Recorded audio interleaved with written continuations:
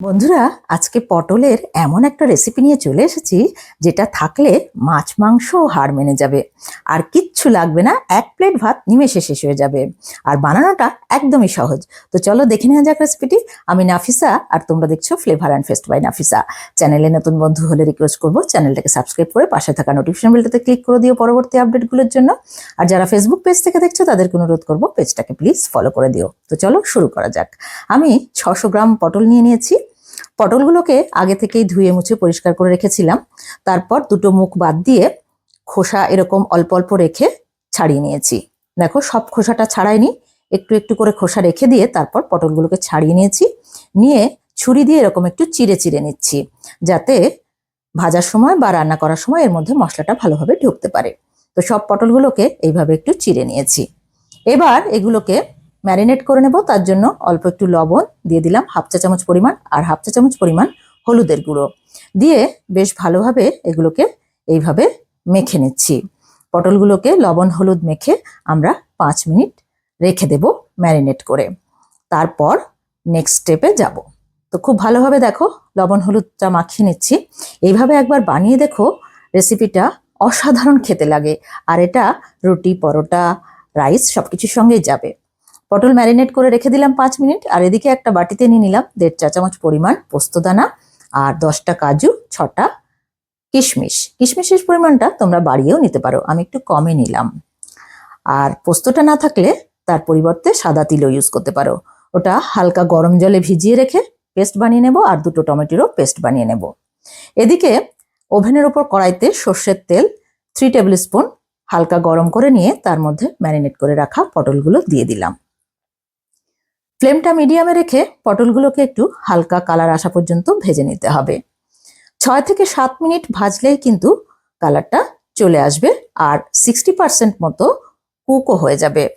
দেখো, হালকা একটা কালার চলে এসেছে, আর একটু নরমও হয়ে গেছে সামান্য, অর্থাৎ 60% কুক হয়ে গেছে। তো এই পর্যায়ে আমরা এটা তেল থেকে তুলে নিচ্ছি।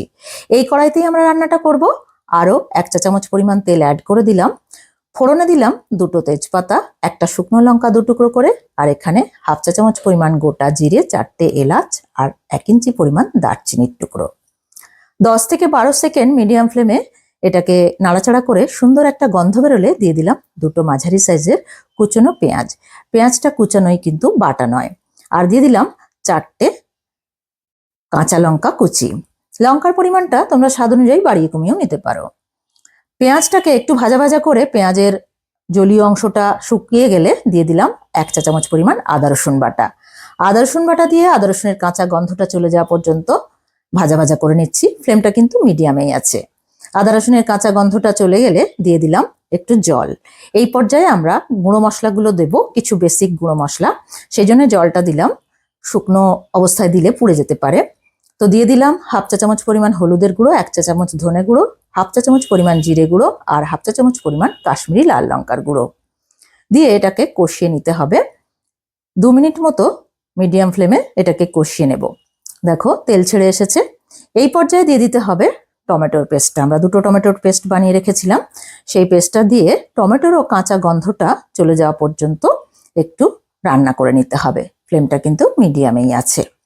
তো দেখো, টমেটোর কাঁচা গন্ধটা চলে যাওয়া পর্যন্ত আমরা নাড়াচাড়া করে রান্না করে নিলাম। তারপরে অ্যাড করে দিলাম পোস্ত আর কাজু কিশমিশের পেস্টটা দিয়ে আমরা মিক্সিং জারটা ধুয়ে একটু জলও অ্যাড করে দিলাম।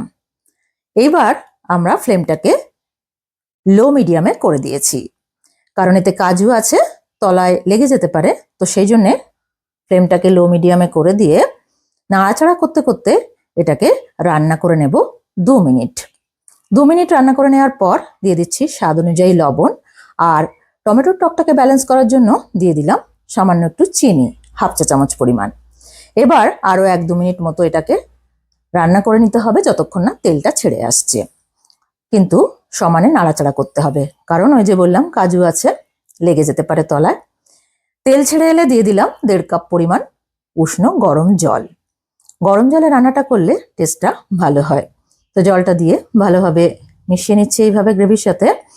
এবার আমরা যে পটলগুলোকে ভেজে রেখেছিলাম সেই পটলগুলোকে দিয়ে দিলাম। দিয়ে ভালোভাবে নাড়াচাড়া করে নিচ্ছি। এখন ঢাকা দিয়ে এটাকে 10 থেকে 12 মিনিট লো মিডিয়াম ফ্লেমে কুক করে নিতে হবে। 12 মিনিট পর ফিরে এলাম। দেখো গ্রেভিটা অনেকটাই কমে এসেছে আর পটলটাও কিন্তু খুব সুন্দরভাবে সেদ্ধ হয়ে গেছে। দেখো সুন্দর সেদ্ধ হয়ে গেছে। এবার আমরা একটু কসুরি মেথি দিয়ে দিচ্ছি। 1 চা চামচ পরিমাণ কসুরি মেথি দিয়ে দিলাম, এতে স্বাদটা আরো বেড়ে যাবে। দিয়ে ভালোভাবে মিশিয়ে নিচ্ছি নাড়াচাড়া করে। তারপরে দিয়ে দিচ্ছি 1/3 টিস্পুন পরিমাণ গরম মশলা পাউডার আর দিয়ে দিচ্ছি 1/2 চা চামচ পরিমাণ ঘি। আমাদের রান্নাটা একদমই শেষের দিকে। ঘি আর গরম মশলাটা দিয়ে একটু হালকা হাতে নাড়াচাড়া করে দিচ্ছি যাতে ফ্লেভারটা ভালোভাবে গ্রেভির মধ্যে ছড়িয়ে যায়। আর ঢাকা দিয়ে কুক করে নিচ্ছি আরো 1 মিনিট। 1 মিনিট পর ফিরে এলাম। সুন্দর একটা গন্ধে রান্নাঘরটা ভরে গেছে।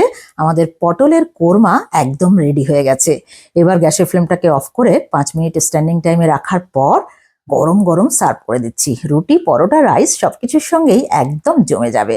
তাহলে এইভাবে একবার বানিয়ে দেখো, কেমন হলো কমেন্ট করে জানাতে ভুলো না। আর আজকের ভিডিও ভালো লেগে থাকলে প্লিজ একটা লাইক করো, ফ্রেন্ডস আর রিলেটিভদের মধ্যে অনেক অনেক শেয়ার করো, চ্যানেলটাকে সাবস্ক্রাইব করে দিও, পেজটাকে ফলো করে দিও। Thanks for watching.